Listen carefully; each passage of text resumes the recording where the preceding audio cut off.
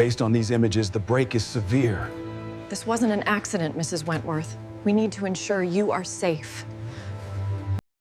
I'm Margaret Sullivan, though everyone has always called me Maggie, and I'm 58 years old.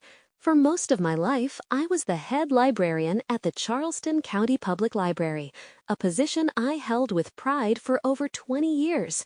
I thought I understood people, thought I could read them like the books I'd spent my career cataloging and protecting. I thought I had wisdom, life experience, the kind of judgment that comes with age. But I was wrong, so terribly, devastatingly wrong, because I didn't see what was happening to me until the day I woke up in a hospital bed at the Medical University of South Carolina, my body covered in bruises, my mind foggy with pain, and realized that my husband's carefully constructed lie was about to crumble. What the doctor said in that moment, the words he spoke with such professional certainty, those words saved my life. I still tremble as I tell this story. 3 years have passed, but the shadow of those days still lingers over me. The fear, pain, and horror I lived through for 4 years sometimes make it hard for me to even breathe. Yet I speak today, because maybe my story will give courage to a woman watching this video right now. Maybe it will spark the first spark needed for someone to emerge from the darkness. Before I continue, I have a small request. Like this video, subscribe, and write in the comments which city you are listening from. Because on this channel, we don't just tell stories. We hear each other. Each of you has a story waiting to be told. If you have a story you've been keeping to yourself, you can send it to the email address in the description. Because sometimes the first step to healing is simply to tell your story. Now, let's go back to the beginning. Before I tell you how that doctor's diagnosis changed everything, before I take you through the darkest period of my life, please do me a favor. Hit that like button, subscribe to this channel, and comment below to let me know where you're watching from. Your support means more to me than you could possibly know. It reminds me that I'm not alone anymore, that there's a community of people out there who care, who listen, who believe survivors like me. So please, take just a moment to do that. I'll wait right here. Thank you. Truly, thank you. Now, let me take you back to the beginning, because you need to understand how I arrived at that hospital bed. You need to know that I wasn't always this broken, frightened woman lying there with fractures and contusions covering my body. There was a time, not so long ago, when I smiled freely, when I laughed without fear, when I actually believed that love at my age could be genuine, uncomplicated, beautiful. God, I was naive. I was so blind, so willing to overlook the signs that were right there in front of me. I met Robert 8 years ago at a charity gala for the Charleston Historic Foundation. I'd been a widow for 5 years by then. My first husband, Thomas, had died of a heart attack when I was 48, and I'd spent those 5 years alone, convinced that my time for romance had passed. My children, Emily and David, were grown with families of their own. My life revolved around my work at the library, my book club, my bridge games on Thursday evenings, my volunteering at the literacy center. It was a good life, a peaceful life, but it was lonely. Robert appeared like something out of a novel. He was distinguished, silver-haired, impeccably dressed in a tailored navy suit. He had this smile that seemed to light up the entire ballroom of the Francis Marion Hotel. When he approached me at the refreshment table and commented on the biography I was holding, I felt something I hadn't felt in years. Interest, attraction, hope. He told me he was a commercial real estate developer, successful, respected in the community. He knew all the right people, said all the right things. He brought me gardenias the next week because I'd mentioned they were my favorite flower. He remembered every detail of our conversations. He'd text me good morning and good night, tell me how beautiful I looked, how lucky he felt to have met me at this stage of his life. Everyone told me I'd found a miracle. My friends were genuinely happy for me. My daughter Emily adored him immediately.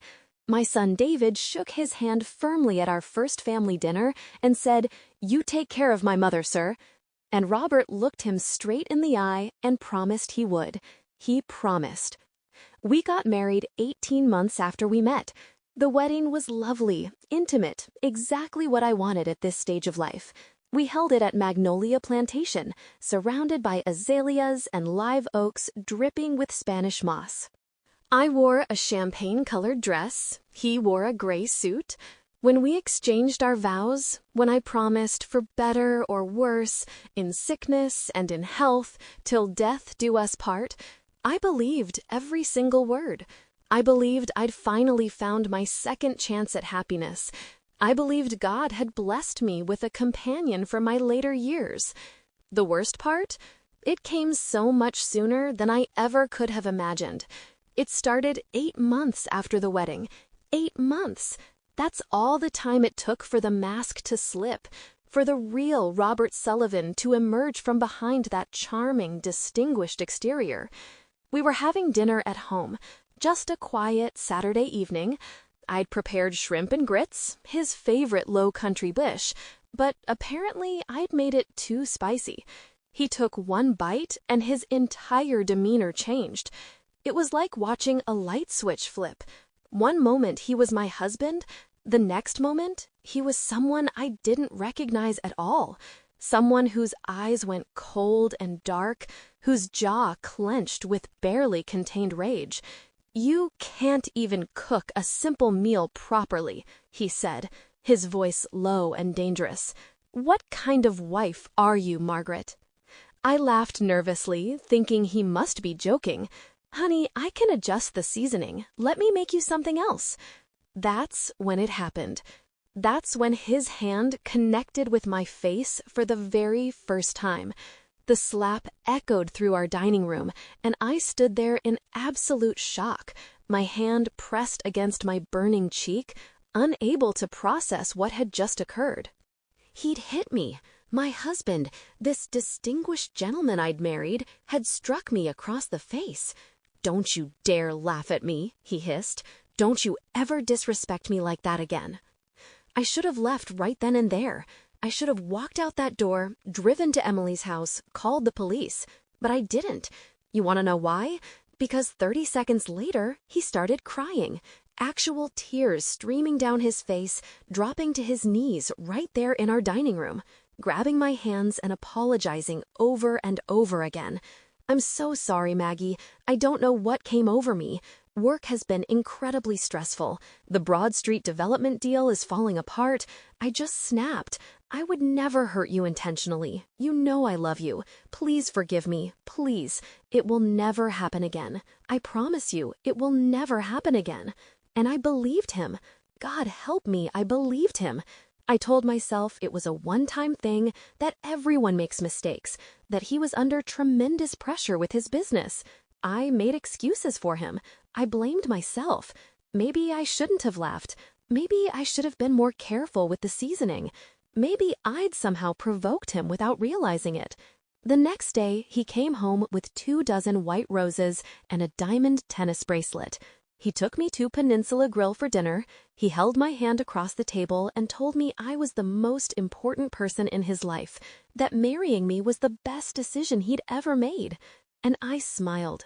I actually smiled and thanked him for the gifts, for the dinner, for loving me. I covered the bruise on my cheek with foundation and pretended everything was perfectly fine. But it wasn't fine. It was never going to be fine again. The second time it happened was 4 weeks later. I'd forgotten to pick up his dry cleaning from the place on King Street. He'd mentioned it that morning, and I'd gotten busy organizing a library fundraiser and completely forgot. Such a simple, insignificant thing. But when he came home and realized I hadn't done it, he grabbed me by my hair and slammed me against the kitchen counter. I felt the air leave my lungs, felt pain explode through my rib cage and hip. He held me there, his face inches from mine, his hand twisted in my hair. "You have one job as my wife," he spat. "One job, to take care of me, to do what I ask, and you can't even manage that simple task.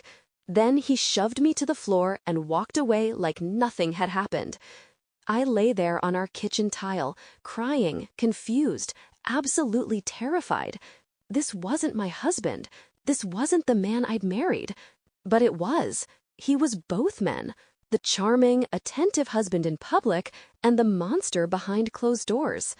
After that, it became a pattern, a sick, twisted cycle that I found myself trapped in like a mouse in a maze. He'd hurt me, then he'd apologize profusely. He'd buy me expensive gifts, be sweet and loving for a few days, maybe a week, and then something would set him off again and the violence would return. Each time it was worse than the last.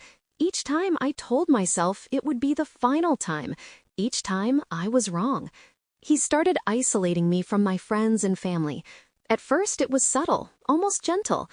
"Do you really need to attend book club tonight, Maggie? I thought we could spend a quiet evening together."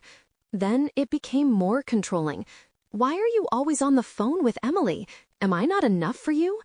Eventually, he'd fly into a rage whenever I make plans with anyone. "You're choosing them over me, your own husband." So I stopped making plans. I stopped calling my friends. I stopped going to book club, to bridge games, to volunteering at the literacy center.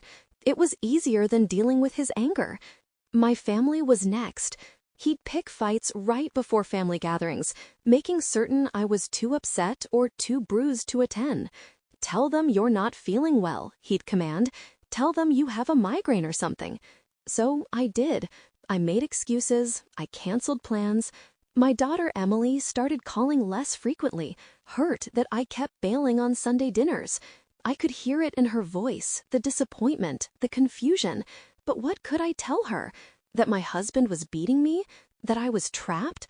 That I was terrified? I couldn't. I was too ashamed, too embarrassed. How do you admit to your adult children that you've become that woman? The one you always swore you'd never be? The one who stays with a man who hurts her?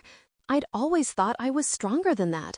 I thought if I was ever in that situation, I'd leave immediately. No question, no hesitation. But when you're living it, when you're in the middle of it, everything is different. Everything is complicated and confusing and absolutely terrifying. The beatings became more frequent. What started as once every few weeks became weekly, then multiple times per week, then daily.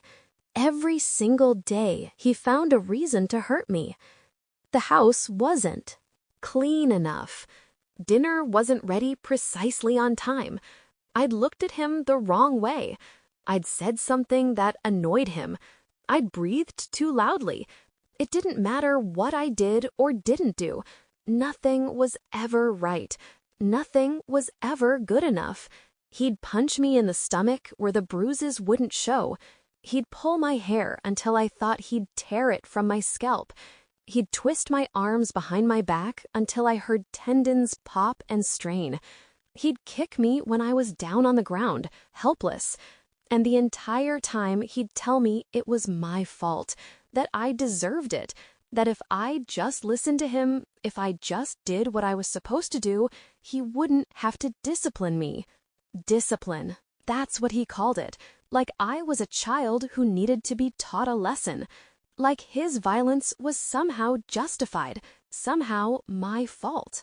I started wearing long sleeves even in the sweltering Charleston summer heat, turtlenecks to hide the fingerprints around my neck, sunglasses to cover the black eyes, makeup, so much makeup, layered thick to hide the bruises that painted my skin in shades of purple, blue, yellow, green. I looked in the mirror and barely recognized myself. I'd lost significant weight because I was too anxious to eat properly. My eyes had this hollow, haunted look that I couldn't hide no matter how much concealer I applied. I looked like a ghost. I felt like one too. I tried to leave once, just once. It was after a particularly brutal night when he'd beaten me so badly I couldn't walk properly for 3 days.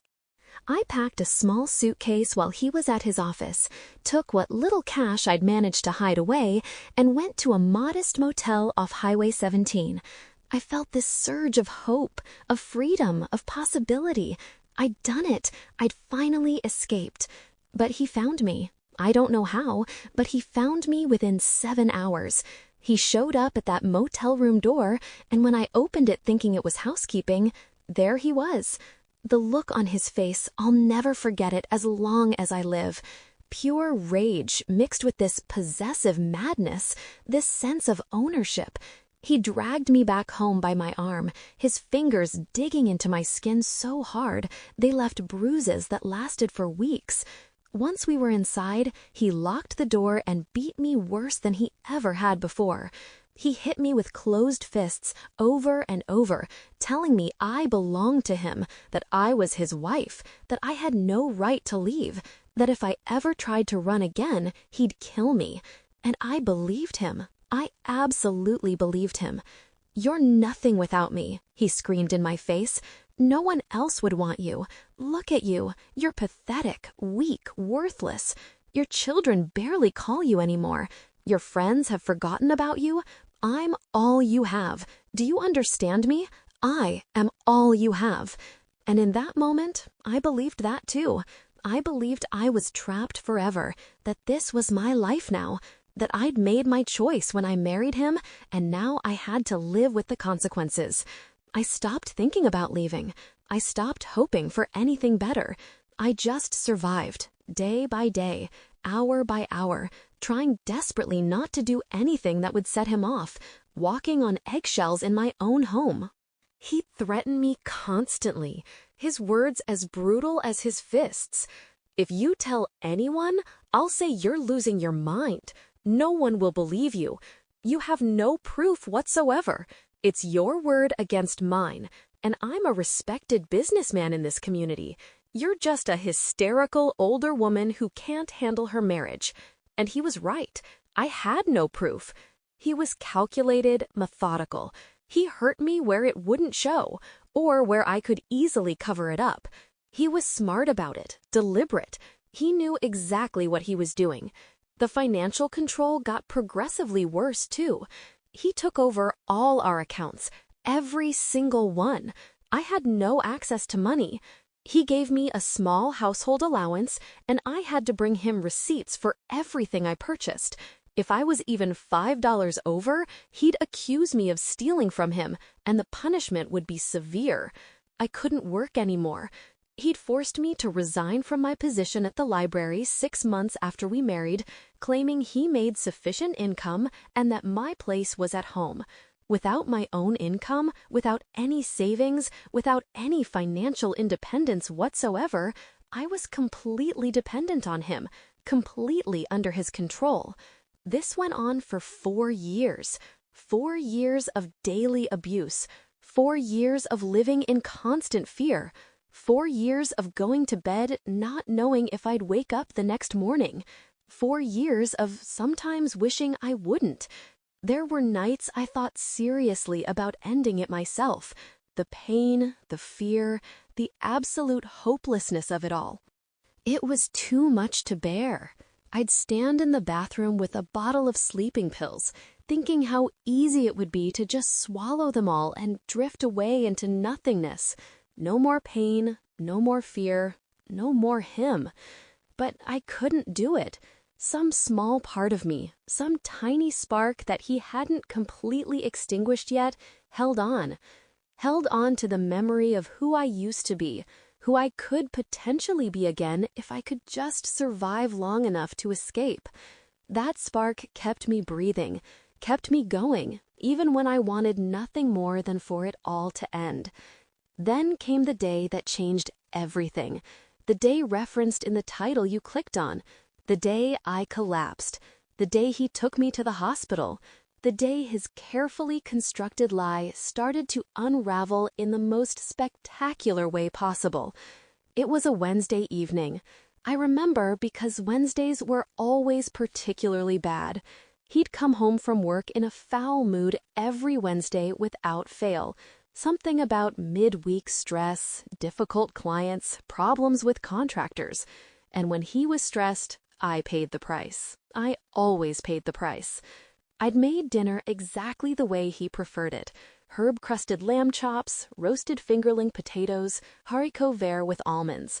I'd set the table with our good china, had his favorite Cabernet breathing.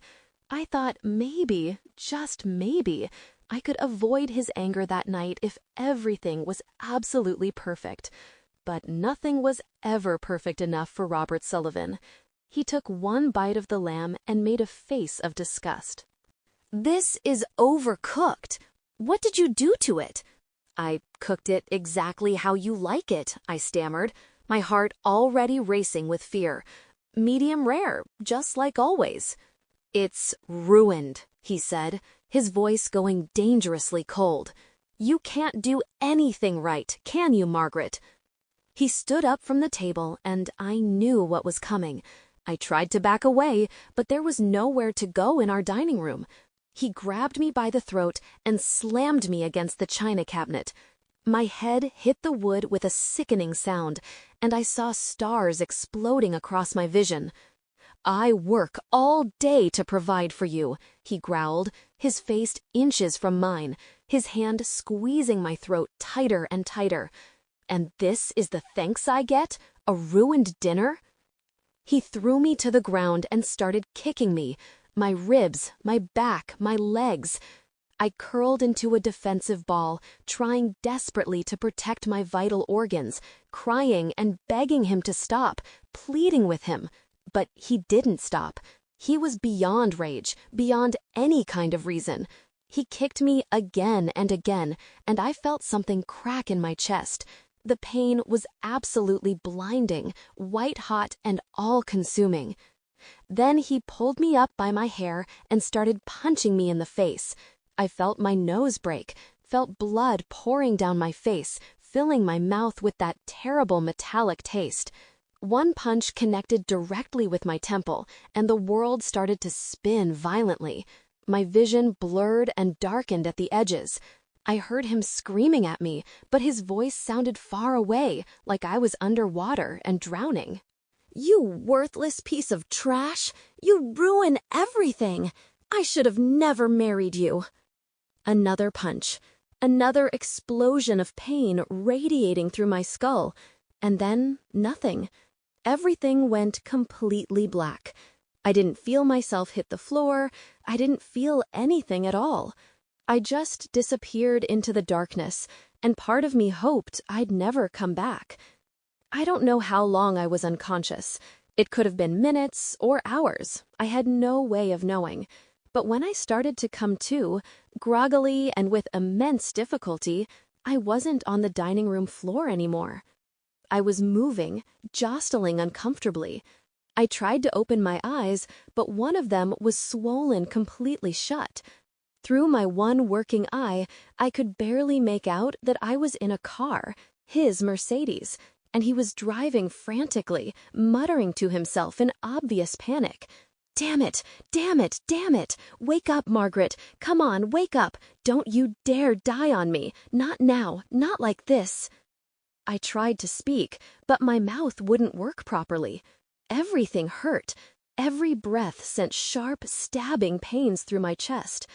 I must have made some sound, though, because he glanced back at me in the rearview mirror. I was in the back seat, I realized, lying down across the leather. "Stay with me," he said, and for a brief moment he actually sounded concerned, worried. But then I heard what he said next, and I realized this wasn't about me at all. This was never about me. This was about him covering his tracks. Okay, I've got this. "She fell down the stairs. That's it. She fell down the stairs and hit her head. I came home from a business dinner and found her. I'm a concerned husband rushing his wife to the hospital. That's the story. She fell down the stairs. Simple, believable."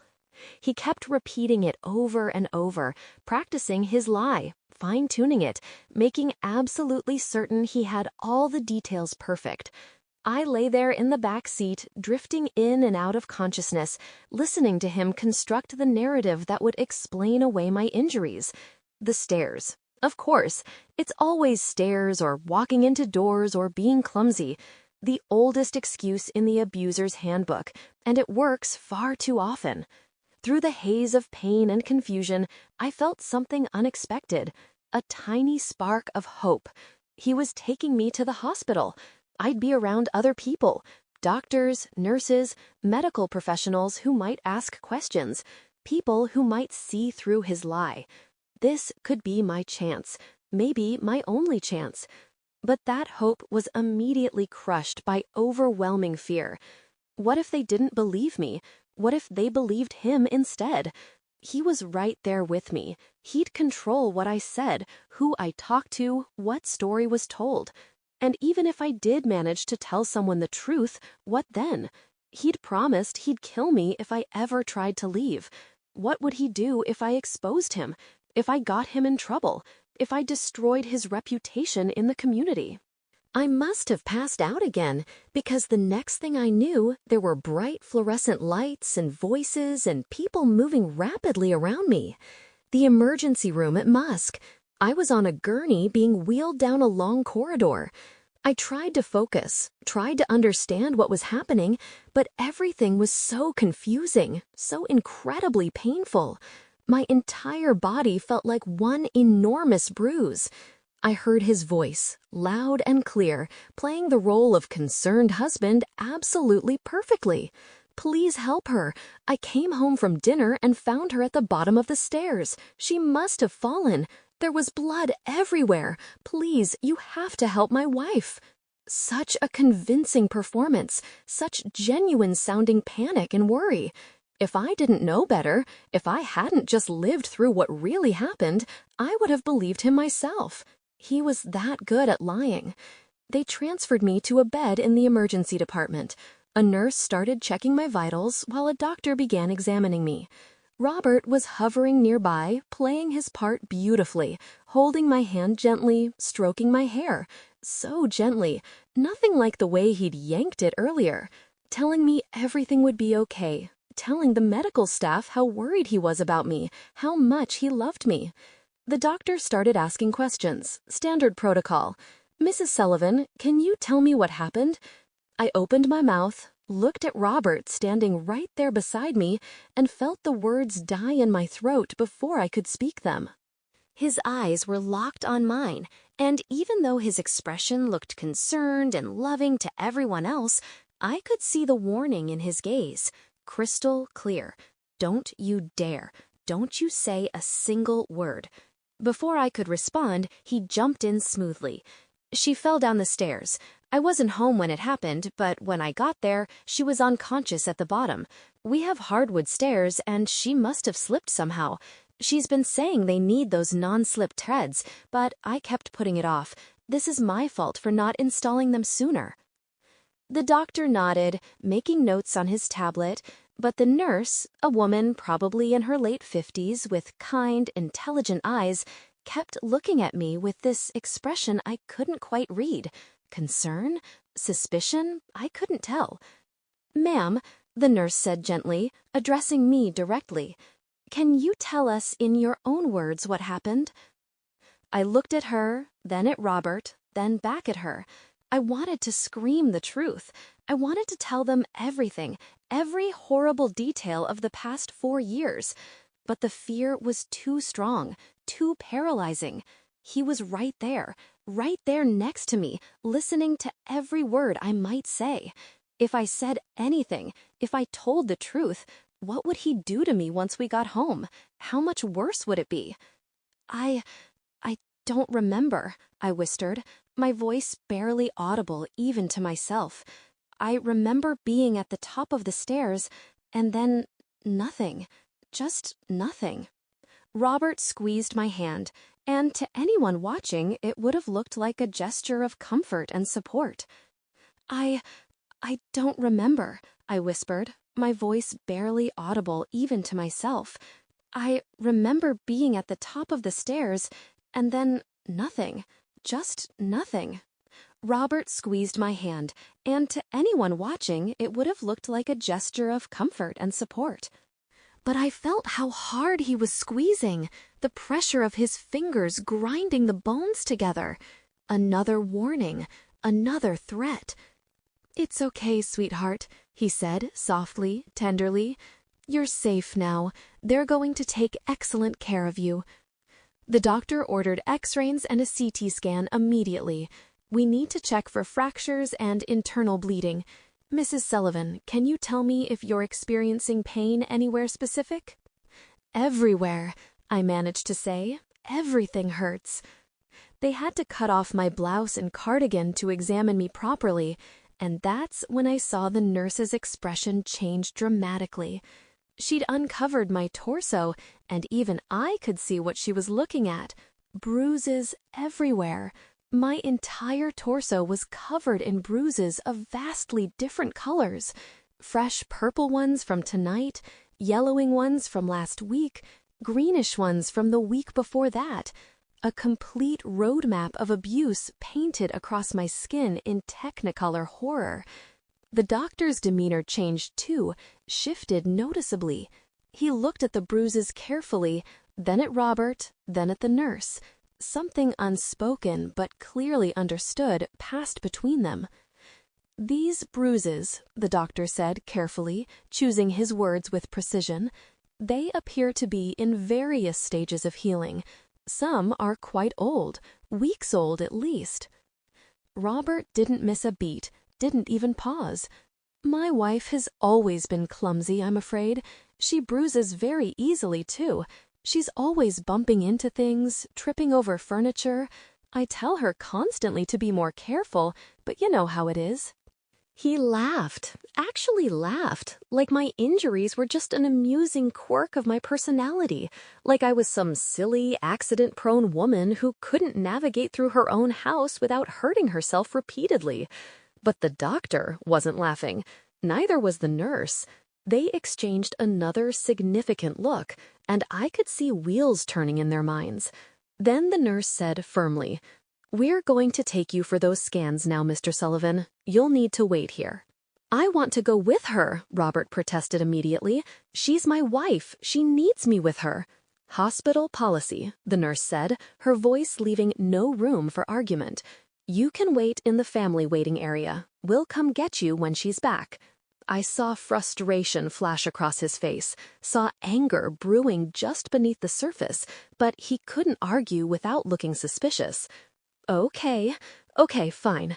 Maggie, baby, I'll be right here when you get back. I'm not going anywhere." That's what I was afraid of. They wheeled me away, down another long corridor toward the radiology department. The nurse stayed with me the entire time, and once we were away from the ER, away from Robert, away from his watchful eyes and threatening presence, she leaned down close to me. "Honey," she said quietly, her voice gentle but direct, "those bruises didn't come from a fall down the stairs. I've been an ER nurse for 32 years. I know exactly what abuse looks like, and that's what this is." Tears started streaming down my face uncontrollably.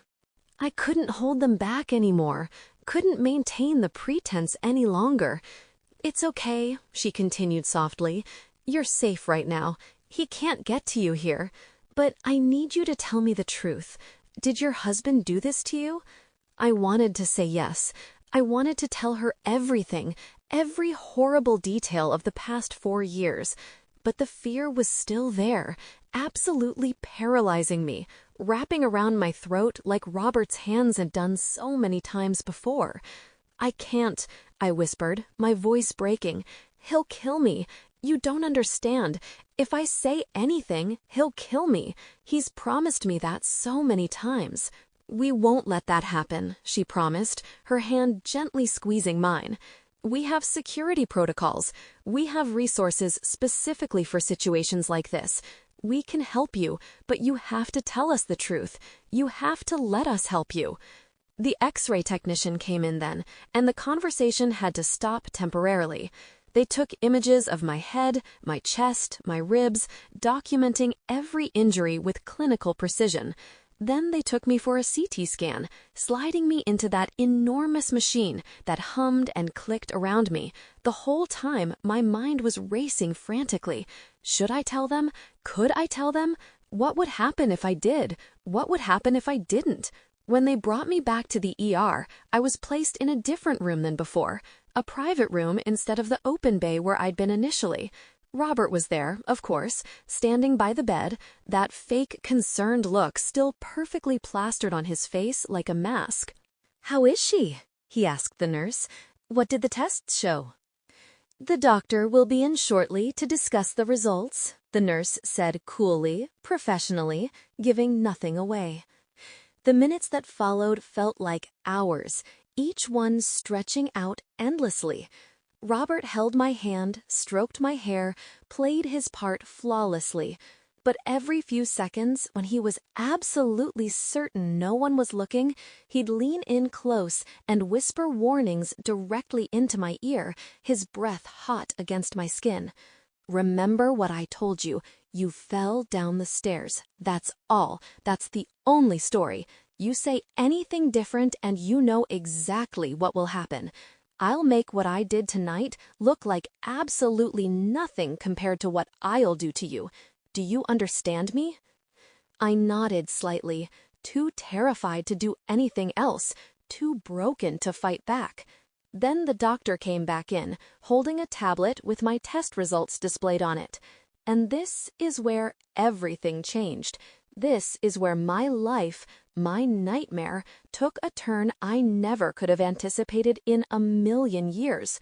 This is the moment from the thumbnail you clicked on, the moment that genuinely saved my life. The doctor looked at me, then at Robert, then back at me. His expression was serious, professional, but I could see something else there too. Determination, maybe, or righteous anger. I couldn't quite tell which. "Mrs. Sullivan," he said, addressing me directly, making deliberate eye contact. "The results of your CT scan and X-rays show several extremely concerning injuries. You have a severe concussion, a broken nose, 3 fractured ribs, and evidence of multiple previous fractures that healed improperly without proper medical intervention." He paused deliberately, and in that pause I could feel Robert tense beside me. His hand tightened on mine almost imperceptibly. The doctor continued, his eyes never leaving mine, his voice steady and clear. "Mrs. Sullivan, these injuries show a clear, unmistakable pattern of repeated physical trauma over an extended period of time. The bruising on your body suggests multiple violent incidents occurring over weeks, possibly months or even years. The fractures are in various stages of healing. These injuries are absolutely not consistent with a single fall down the stairs. They're not consistent with accidental injury at all." I watched Robert's face, and that's when it happened. The moment I'd been waiting 4 years to see. He froze. Completely froze. All the color drained from his face like water circling a drain. His mouth opened slightly, but no words came out. No smooth lies, no charming explanations. For the first time since I'd met him, he had no response prepared. No lie ready, no charm to fall back on. He just stood there, frozen in place, as his carefully constructed story crumbled around him like a house of cards. The doctor wasn't finished. He pressed on, relentless. "These are clear textbook indicators of ongoing domestic violence. The injury patterns are unmistakable to medical professionals trained in trauma assessment. I've already contacted hospital security and social services per our mandatory reporting protocols. Mrs. Sullivan, I need to speak with you alone, without your husband present, right now." "Now, wait just a minute," Robert started, his voice rising, that charming mask finally slipping to reveal the monster underneath. "You can't just—" But the doctor cut him off sharply. "Sir, I'm going to have to ask you to leave this room immediately. This is not a negotiation. She's my wife. Robert's voice was getting louder now, more aggressive. "You can't keep me from my wife. This is ridiculous. She fell down the stairs. Tell them, Margaret. Tell them what happened. Tell them you're just clumsy, that you bruise easily."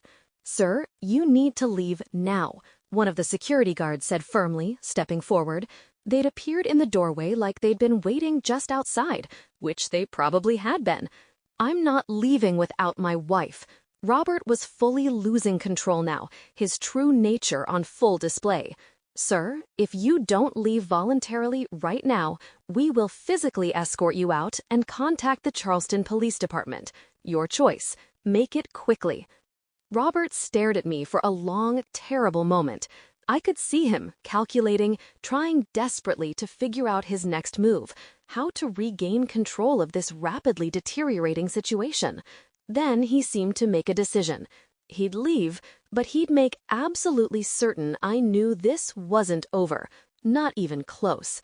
"Fine," he said through clenched teeth, his jaw tight with barely suppressed rage. "I'll go. But Margaret, remember who you belong to. Remember what I told you. I'll be waiting for you right outside in the parking lot. I'll be waiting." The security guards escorted him out, and for the first time in 4 years, I was in a room without him. I could breathe. I could think. I could speak without immediate fear of violent retaliation. The moment the door closed behind him, I completely broke down. All the tears I'd been holding back for years, all the fear, all the pain, all the trauma, it came pouring out of me in great heaving sobs that shook my entire body. My whole body trembled with the force of it, and even though my fractured ribs screamed in protest with every sob, I couldn't stop crying. I couldn't hold the flood of emotion. The nurse was there immediately, holding my hand, telling me it was okay, that I was safe now. The doctor pulled up a chair beside my bed and waited patiently for me to calm down enough to speak coherently. "I need you to tell me the truth," he said gently, once my sobs had quieted to hiccups and shaky breaths. "Did your husband do this to you? All of it?" And finally, after 4 years of silence and fear and lies, I said the words I'd been too terrified to say. Yes. That one word, that single syllable, opened the floodgates completely. Once I started talking, I couldn't stop. I couldn't hold it back anymore. The whole story came pouring out like a dam had burst. The first slap, 8 months after our wedding, the escalation from slaps to punches to kicks, the daily beatings that became routine, the control over every aspect of my life, the isolation from my children, my friends, everyone who cared about me, the threats, constant and terrifying, the time I tried to leave and he found me and beat me worse than ever. I told them everything, every horrible detail of the past 4 years. And they listened. They actually listened. More importantly, they believed me. A domestic violence advocate was called in within 15 minutes. Her name was Patricia Rodriguez, though she insisted I call her Pat. She had kind, compassionate eyes and a gentle voice that immediately put me somewhat at ease. She sat with me and explained my options in detail, my rights under South Carolina law, what resources were available to me. She told me I didn't have to go home with him ever again, that I could file a police report right now, that there were safe places I could go where he'd never find me. "But he's outside," I said, my voice shaking uncontrollably. "He said he's waiting for me in the parking lot. He meant it. He'll be out there. And if I try to leave, if I try to do anything, He won't get anywhere near you," Pat assured me firmly. "Security is already fully aware of the situation. The Charleston police are on their way right now. And even if he tries to approach you, even if he tries to come back into this hospital, he'll be arrested immediately for violating hospital security protocols and potentially for assault." "You don't understand," I insisted, feeling panic rising in my chest like floodwater. You don't know what he's capable of. He told me so many times that if I ever told anyone, if I ever tried to leave, he'd kill me. And he meant it. I know he did. I saw it in his eyes. I do understand, Pat said softly, her voice full of compassion and something else. Experience. I was where you are now 17 years ago. My ex-husband put me in the hospital just like yours did to you. And just like you, I was absolutely terrified to speak up. But I did speak up, and I survived. And you will too, Margaret. I promise you that. A police officer arrived about 25 minutes later. Detective Linda Ashworth, a woman in her mid-40s with short brown hair and a professional, no-nonsense demeanor that immediately inspired confidence. She took my statement carefully, photographed all my injuries with a professional camera, documented every detail I could remember with meticulous attention. The medical records would serve as evidence, the photographs would serve as evidence, my testimony would serve as evidence. The pattern was undeniable. We have more than enough to arrest him right now, she told me clearly. Assault and battery at minimum, with additional charges likely to follow as we investigate further and build the case.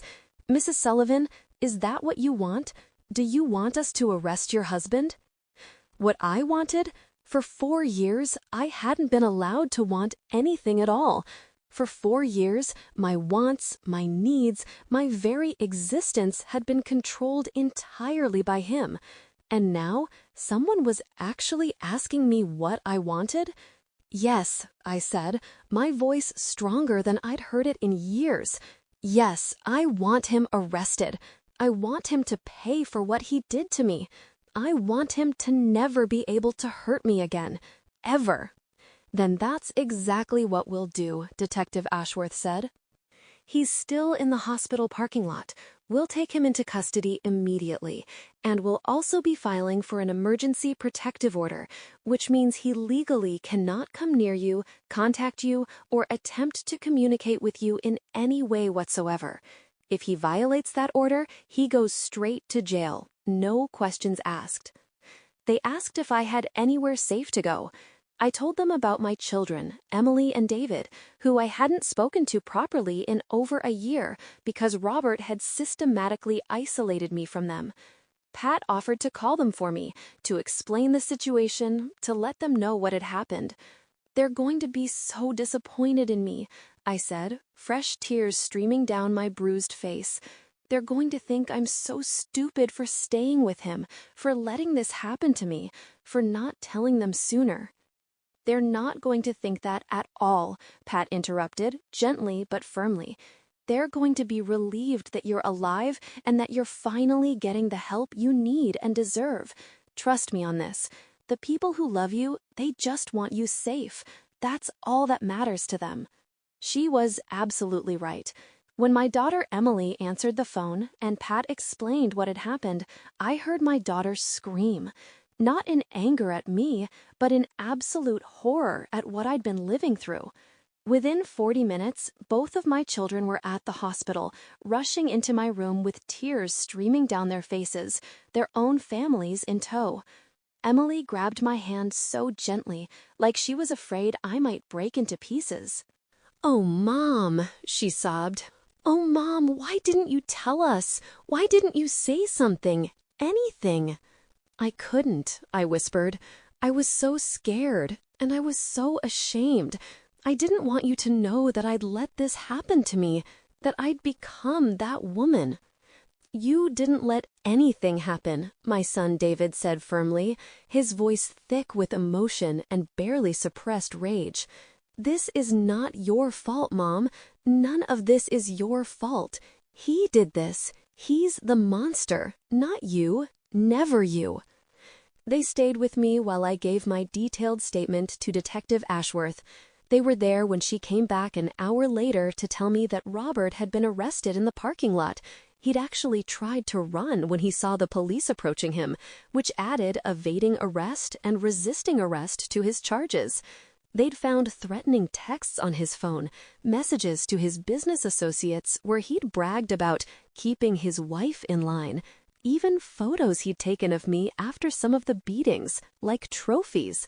Evidence, so much evidence, more than enough to build a strong case. I was admitted to the hospital overnight for observation because of the severe concussion and potential complications. My children stayed with me the entire night. Emily held my hand while I drifted in and out of restless sleep, plagued by nightmares of Robert coming back, of him finding me, of him making good on all his threats. But he didn't come back. He couldn't. He was in jail where he belonged. The next morning, Pat returned with detailed information about a domestic violence shelter where I could stay. My children wanted me to come home with one of them immediately, but Pat explained carefully that it might not be safe. Robert knew where they lived, and even with the protective order in place, desperate abusers sometimes violated those orders with deadly consequences. The statistics were sobering and frightening. The shelter was confidential, secure, and staffed with people trained specifically to help survivors like me. They had counselors, legal advocates, and comprehensive resources to help me rebuild my life from the ground up. It was decided that I would go there once I was discharged from the hospital. My children weren't happy about it, wanted me close where they could protect me, but they understood the reasoning. They understood the danger hadn't necessarily passed just because Robert was behind bars.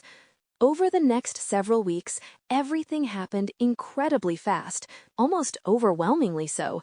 The district attorney's office charged Robert with multiple counts of assault and battery, aggravated domestic violence, false imprisonment, and making terroristic threats.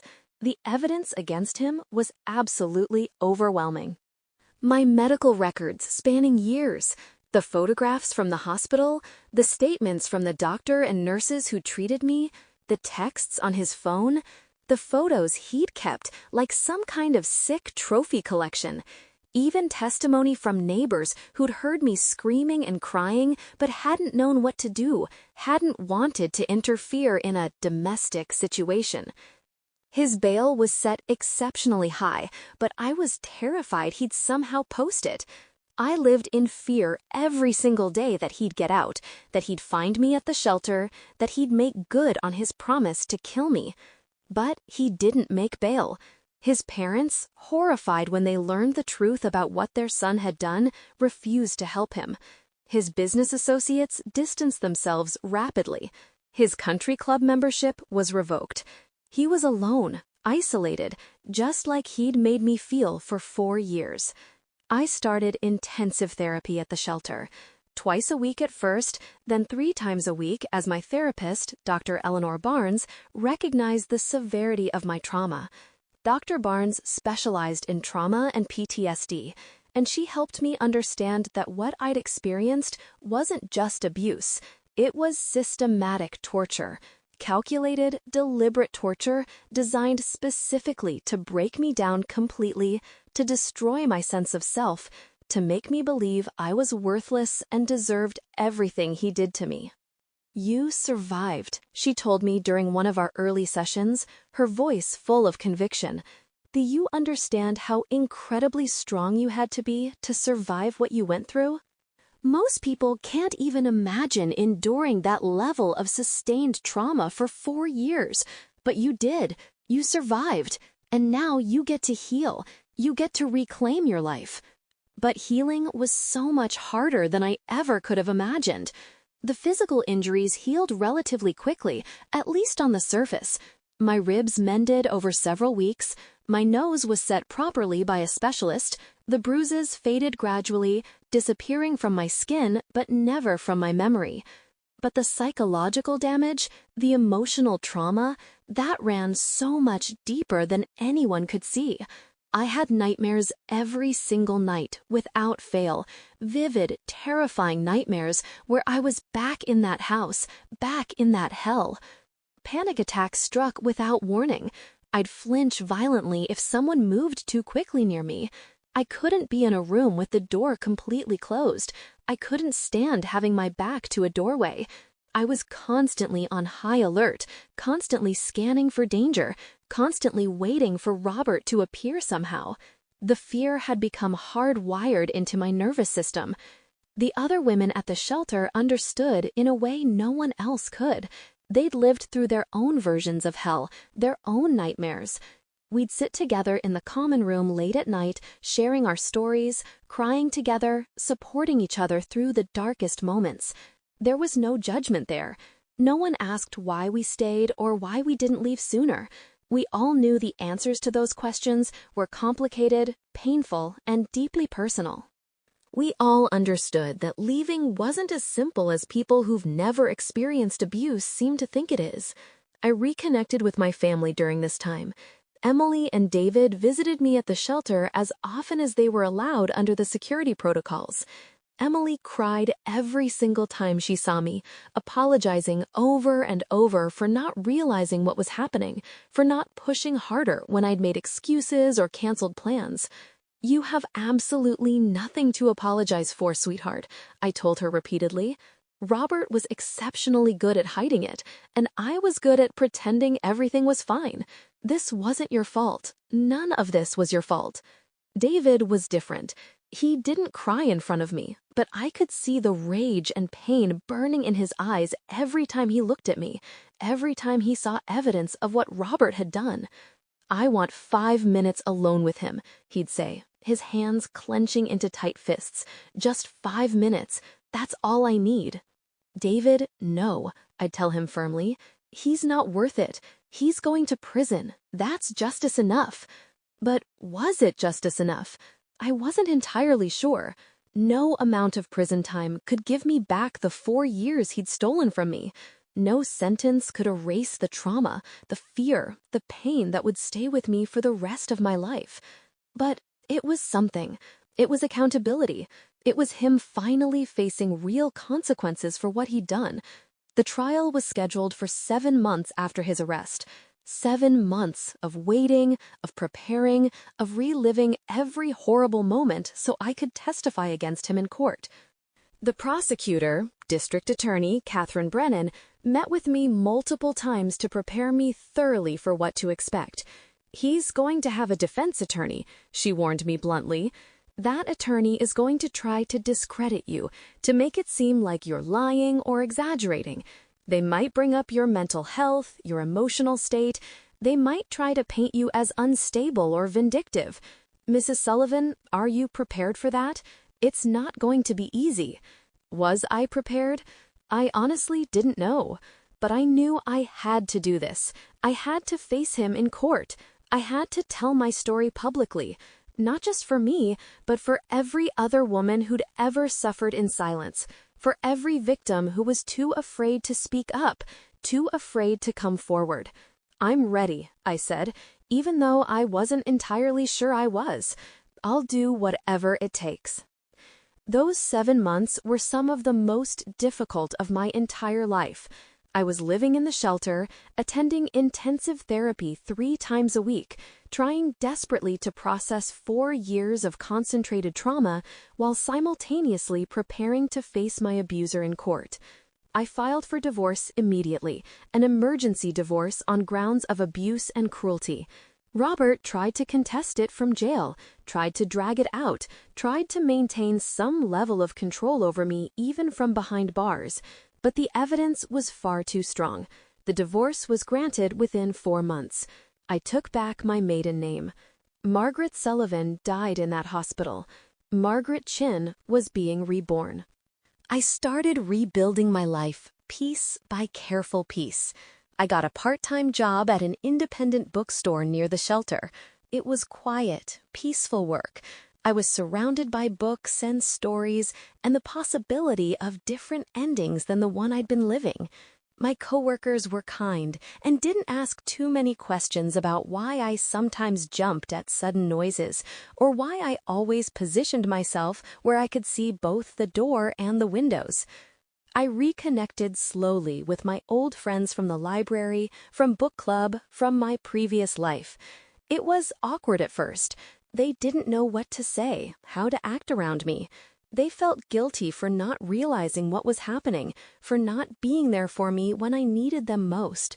But slowly, Carefully, we rebuilt those bridges that Robert had burned. They started inviting me to things again: coffee dates, dinner at someone's home, book club meetings, small things that felt absolutely monumental to me. I was reclaiming my life, my relationships, my identity. But I was also terrified because I knew the trial was coming. I knew I'd have to see Robert again. I knew I'd have to sit in a courtroom and recount every horrible thing he'd done to me while he sat there watching me, listening to me expose him publicly. The day of the trial finally arrived. I walked into that courthouse with my children on either side of me, with Pat from the domestic violence shelter, with Detective Ashworth, with Dr. Barnes. I had an army of supporters surrounding me, protecting me. But I'd never felt more alone, because at the end of the day, I was the one who had to take that stand. I was the one who had to face him directly. The courtroom was cold and institutional. I took my seat in the gallery and waited for them to bring him in. When they did, when I saw him for the first time in 7 months, I felt like I couldn't breathe. He was in an orange jumpsuit, handcuffed, but he looked essentially the same. That same face that had smiled at me at the charity gala, that had whispered loving words and then screamed hateful ones, that had kissed me gently and then beaten me savagely. He looked directly at me, made deliberate eye contact, and even though he was in custody, even though there were guards and lawyers and a judge present, I felt that old familiar fear rise up in my chest like bile. He had this slight smirk on his face, this look that said he still had power over me, that I was still his to control, his to torment. But then I looked around the courtroom at all the people who were there specifically to support me, my children and their spouses, my friends from book club, former colleagues from the library, Pat and the other advocates from the shelter, Dr. Barnes, Detective Ashworth, the medical staff who'd saved me, the prosecutor who was fighting for me, and I realized something profound. He didn't have power over me anymore. Not really. Not in any way that actually mattered. Yes, he'd hurt me terribly. Yes, he'd traumatized me in ways I'd probably never fully recover from. Yes, I'd likely carry those scars, visible and invisible, for the rest of my life. But I was still here. I'd survived. And I was about to make absolutely certain he paid for what he'd done. The prosecution presented their case first. They showed the jury photographs of my injuries that were difficult even for me to look at. They showed the medical records documenting years of systematic abuse. They called the ER doctor who'd examined me that night, who testified about the pattern of injuries unmistakably consistent with ongoing domestic violence. They called the nurse who'd comforted me, who'd encouraged me to tell the truth when I was too afraid. They called Detective Ashworth, who testified about the evidence found on his phone, about his attempt to flee when approached by police, about the threatening messages and trophy photos. Then it was my turn to testify. Walking up to that witness stand was one of the hardest things I've ever done in my entire life. My legs felt like they might give out completely. My hands were shaking so badly I had to clasp them together tightly in my lap. I was sworn in, placed my hand on the Bible, promised to tell the truth, the whole truth, and nothing but the truth. And then Catherine Brennan began asking me questions. Please state your full name for the record. Margaret Elizabeth Chen, formerly Margaret Sullivan. And what was your relationship to the defendant? He was my husband. We're divorced now. Can you tell the jury how long you were married? 4 years. And during those 4 years, did the defendant ever physically harm you? I looked at the jury. 12 strangers who would decide his fate. 12 people who needed to hear my truth, my story. I took a deep breath, steadied myself. Yes, he hurt me every single day for 4 years. I told them everything, every horrible, painful detail. The first slap 8 months after our wedding, The escalation from slaps to punches to kicks, the cycle of violence and apology that became my daily reality, the isolation from my family and friends, the financial control, the constant threats. The daily beatings that left me covered in bruises I had to hide. The time I tried to leave and he found me and nearly killed me for it.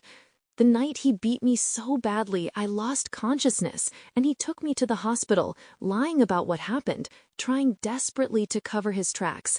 I cried through most of my testimony. Catherine handed me tissues repeatedly. The judge called for short breaks when my panic attacks got too severe, when I couldn't breathe, when the memories became too overwhelming. But I kept going. I kept talking because this was my chance to be heard, to be believed, to get justice. This was my chance to make him pay for what he had done to me. Then came the cross-examination. His defense attorney, a man in an expensive suit with slicked-back hair and a condescending demeanor, approached me with a patronizing smile that made my skin crawl. "Mrs. Chen, or I suppose it's Miss Chen now, isn't it? You've testified that my client abused you for 4 years. That's quite a long time. Why didn't you leave sooner?" There it was, the question every abuse survivor hears. The question that implies it's somehow our fault for not leaving, as if leaving was ever that simple or straightforward. "I was afraid," I said quietly but clearly. "Afraid he would kill me." Afraid of what specifically? Afraid he'd kill me. He told me multiple times, explicitly, that if I ever tried to leave him, he would kill me. And I believed him completely. "But you could have called the police at any time, couldn't you?" He controlled everything in my life. My phone, my money, my access to the outside world. And even if I had managed to call the police, I was terrified they wouldn't believe me, or that he'd hurt me even worse when they left. Isn't it true that you never sought medical attention for any of these alleged injuries until the night in question? Because he wouldn't let me, and because I was deeply ashamed, because I thought it was somehow my fault, because he'd convinced me over years that no one would believe me anyway. Isn't it possible, Miss Chen, that these injuries were accidental, that perhaps you are, as my client suggested, simply clumsy and accident-prone? I felt anger surge through me, hot and righteous and clarifying. How dare he sit there and suggest that I'd somehow beaten myself black and blue repeatedly, that I'd broken my own ribs, fractured my own nose, that I'd somehow accidentally created a pattern of trauma spanning 4 years. "No," I said firmly, looking directly at the jury. "That is absolutely not possible. Your client beat me. He punched me, kicked me, strangled me, threw me against walls and furniture, pulled my hair, twisted my arms. He did this deliberately, repeatedly, systematically over 4 years. These were not accidents. This was torture, calculated, deliberate torture." The defense attorney tried several more tactics, suggesting I was mentally unstable, implying I was lying for attention or money, questioning why I'd married Robert in the first place if he was so terrible. But I didn't back down. I answered every question truthfully, maintained my composure as much as possible, and I could see the jury's expressions shifting from neutral to sympathetic to outright angry on my behalf. When I was finally dismissed from the stand, I felt like I'd run a marathon. I was emotionally exhausted, physically drained, but also oddly empowered. I'd done it. I'd faced him. I'd told my truth publicly, and I'd survived. The defense put on their case next. Robert testified, of course. He sat there in that witness stand and lied through his teeth with remarkable conviction.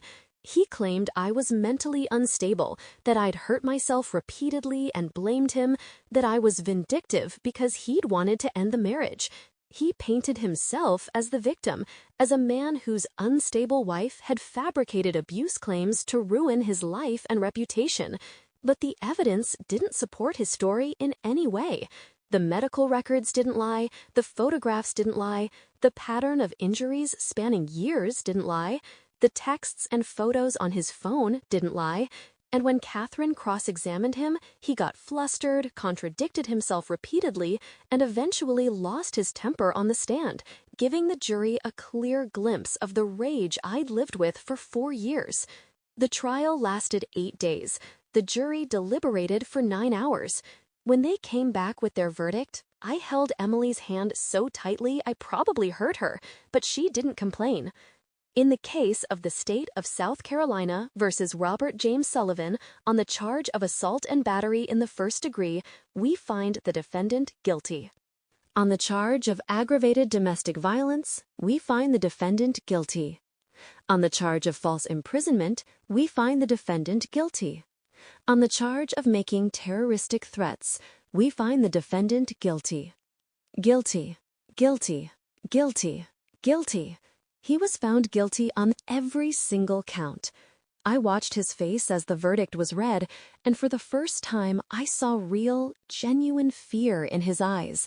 Not anger, not rage, but actual fear, because he was finally facing real consequences, unavoidable, serious consequences. The sentencing hearing was scheduled for 3 weeks later.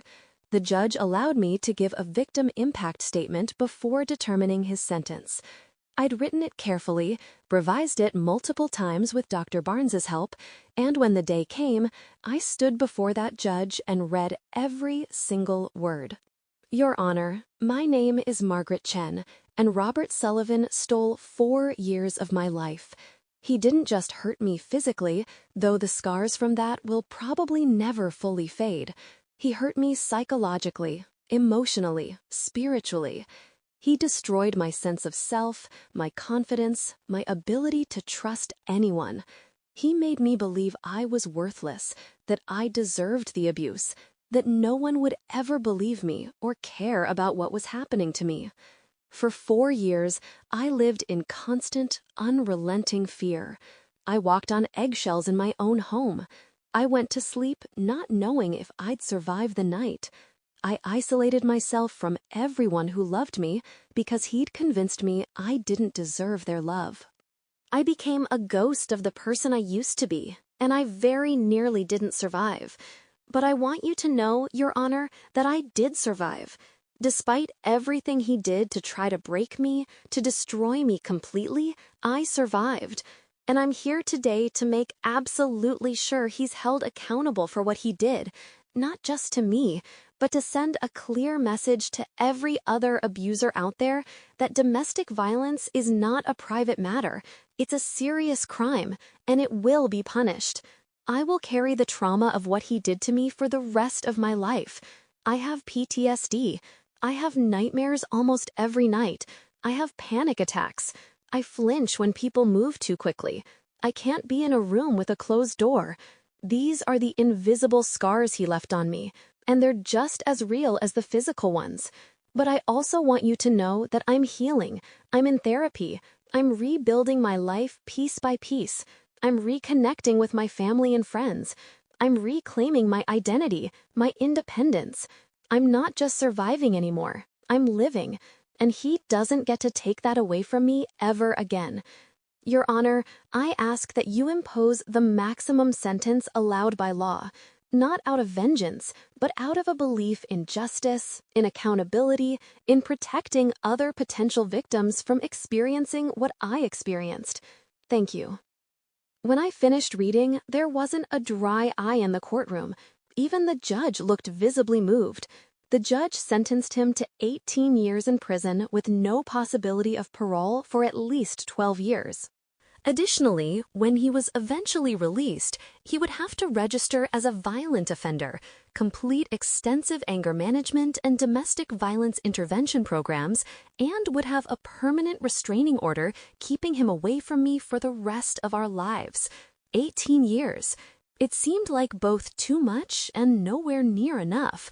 But it was justice, real, tangible justice. As they led him away in handcuffs, he looked at me one final time, but this time I didn't look away.